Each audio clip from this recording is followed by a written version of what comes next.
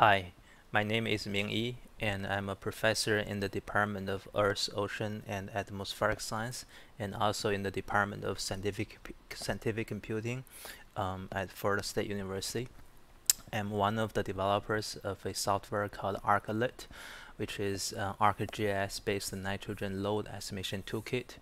I'm preparing a series of training videos so that people can learn how to use the software. This is a part one of the video. In this video, we're going to talk about the background of nitrogen pollution and a overview of the software. If we're going to first talk about background information about nitrogen in the environment and associated environmental problems. Nitrogen is part of the life cycle, and 70% of the air is nitrogen gas. After the some German scientists developed technique for industrial nitrogen fixation, and the environment suddenly has too much nitrogen, and this may cause a lot of problems. One of is eutrophication. That means too much nutrient in surface water like ocean water and rivers and lakes. And so this eutrophication problems happens in US, and there is a very well-known hypoxic zone in the Gulf, and this is an international problems. And eutrophication happens in Europe and also happens in China. And talking about groundwater, the too much nitrogen in groundwater gonna cause groundwater contamination, and the EPA standard is that nitrate nitrogen concentration cannot be more than 10 ppm or 10 milligram per liter. If too much nitrogen in the system and the groundwater is pumped for domestic use, and they're going to cause environmental and human health problem. And different states have a different regulation standard and different action level. For example, in Minnesota, if the nitrate nitrogen concentration is between 1 and 3 ppm or milligram per liter, the state will be concerned, and because it may show human impacts.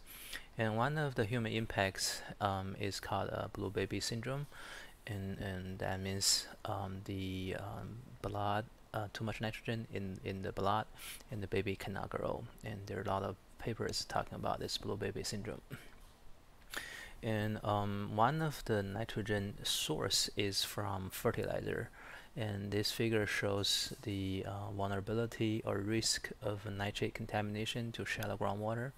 And the figure on the top left is for US, estimated by USGS, and figure on the right is about the nitrate concentration, nitrogen concentration measured in shallow groundwater in China, and so the concentration can be as high as 30 ppm. But the software is specifically developed for a septic tank. And the septic tank is an invention of American engineer for on-site wastewater treatment system. And you can see from this diagram, in domestic waste go to septic tank, and then go to the drain field, and then move downward into soils, and then into groundwater, and then into surface water. And so during this pathway, the nitrogen species may transfer from one species to another species, but nitrogen is still in the system, and it's gonna cause environmental problem for both groundwater and for the surface water. And this is some literature for nitrogen contribution from septic tank to the entire environment. And the EPA has done a very substantial study for Chesapeake Bay area, and they found out that the septic tank contribute about 8.3 million pounds to the bay, and which is a 5% of total nitrogen load to the bay. And in Florida, things are a little bit different because in Florida, about 1/3 of the household use septic tank.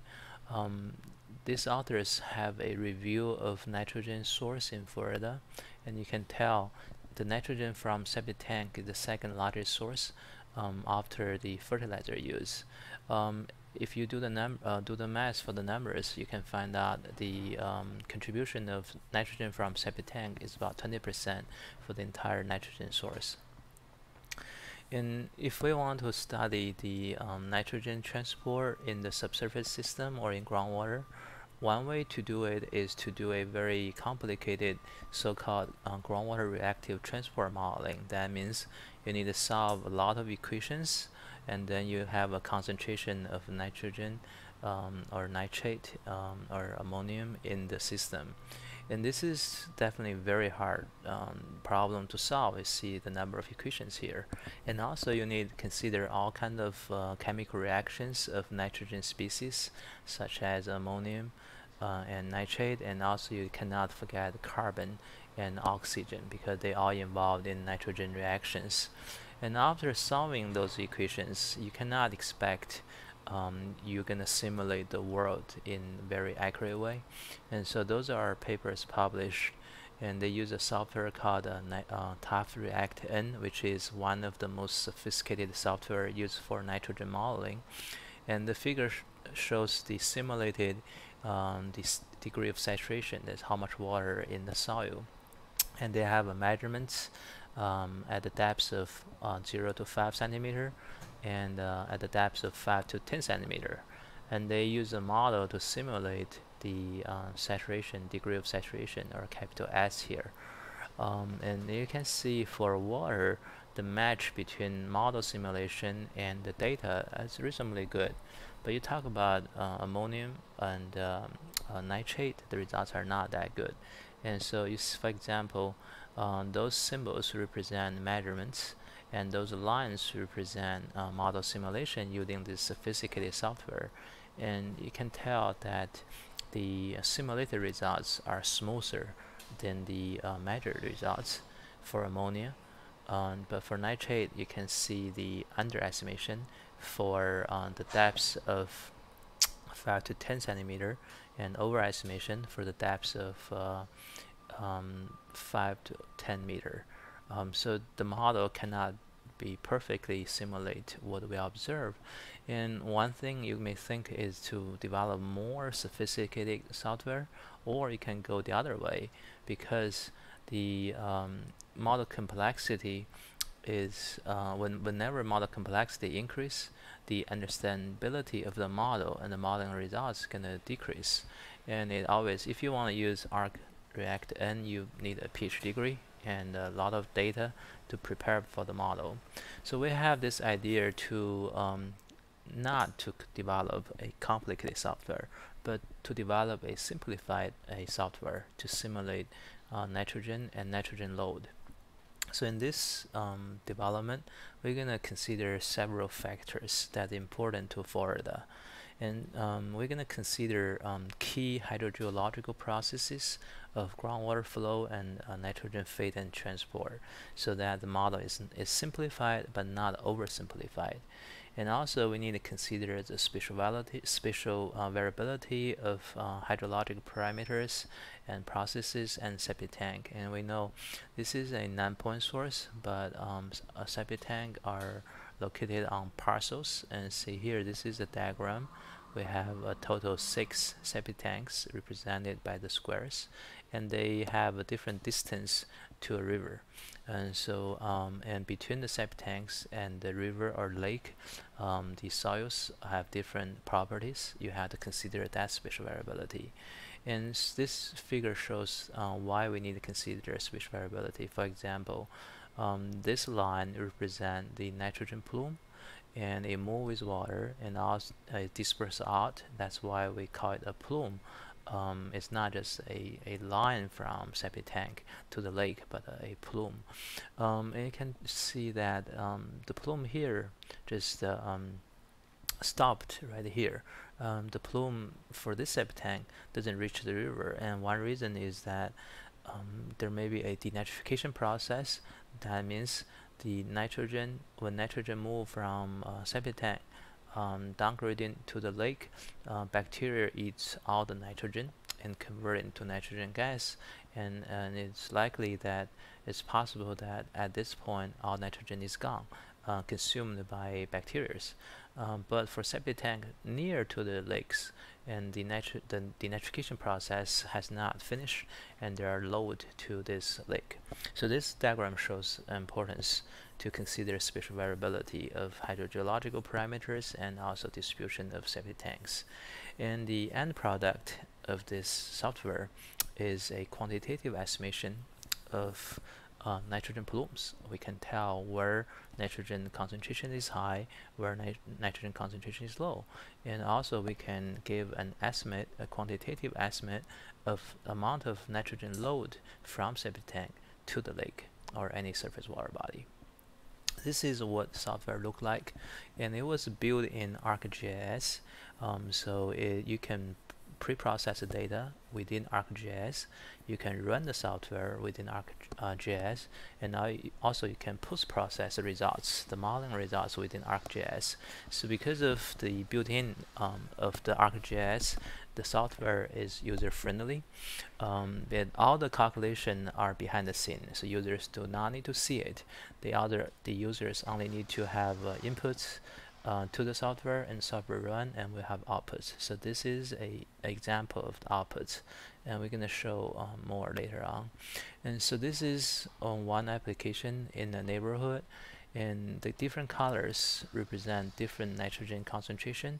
The red colors means high concentration, and the blue color means low concentration, and those blue colors represent water bodies, and they are numbered within GIS. This is their FID, and we have the plume in this figure simulated by the software, and also the software produce the amount of nitrogen load in any unit you provide. For example, the highest load is to a water body is called 309, which is the Sengjiang River, and so this is a lake 249. And here is a corresponding load to this lake, and this is just a illustration to tell you what the end product of the ArcNLET. So there's an advantage. One advantage using building the software within ArcGIS is for visualization, and this is a cartoon we made before, and this is a lakeshore neighborhood in Jacksonville, Florida, and you can see the houses here. And this is simulated results, and it's very easy for people to link the modeling results to the neighborhood, and this is one advantage of ArcGIS or ArcNLET. And this is our project team, and this project was funded by for the Department of Environmental Protection in 2011, and we have received funding since then to 2017. It supported 3 graduate students and 4 postdocs, and we have done the development, and also we have applied the software to a number of places in Florida. And essentially ArcNLET can consider or simulate 2 kinds of processes, and this diagram shows a pathway of nitrogen transport.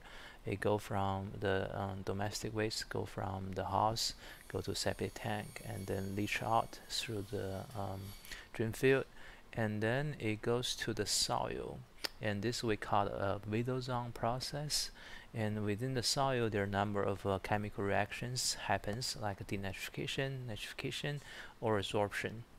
And so our software can simulate these vital zone processes, including the 1D vertical flow, and also the chemical reactions of ammonium and nitrate.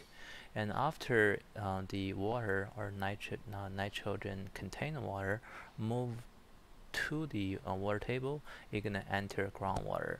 And so this we consider a number of groundwater processes, including a 2D groundwater flow from groundwater to lakes, and also ammonium and nitrate transport with sorption, nitrification, and denitrification. This figure only shows denitrification, but our software can consider sorption, nitrification, and denitrification. We're going to talk about details later on in part 2 of the video. And there is another process that's a surface process. That means if there is a rainfall event and your nitrate doesn't move downward because water level is so high, but it moves upward to land surface. And these are surface processes. It involve overland flow and ammonium and nitrate transport and mass transfer between overland flow and nitrogen soil. But unfortunately, our software doesn't include this process, so we cannot simulate the surface processes. Okay, this is the end of the presentation, and from part 2 we're going to talk about the details for our software handling window zone processes and groundwater processes. Thank you.